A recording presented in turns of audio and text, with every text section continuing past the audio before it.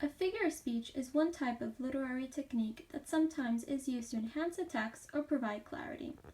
But sometimes a figure of speech can reduce clarity, making it hard to determine the actual meaning of the word. A figure of speech is basically a word or phrase that departs from straightforward literal language.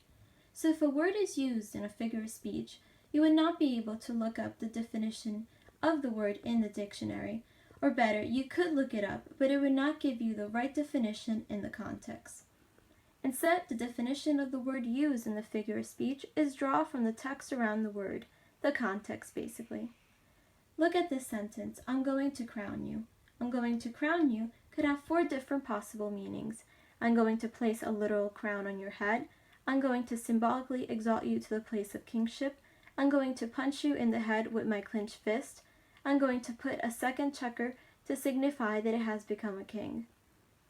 So here, I'm going to crown you is a figure of speech. It does not imply what is going to happen. Thus, there are several possible meanings, and the reader just has to determine the meaning of the figure of speech from the context around it. Because if the passage, let's say, talks about kings and queens, definitely the reader implies that I'm going to crown you will mean I'm going to place a literal crown on your head.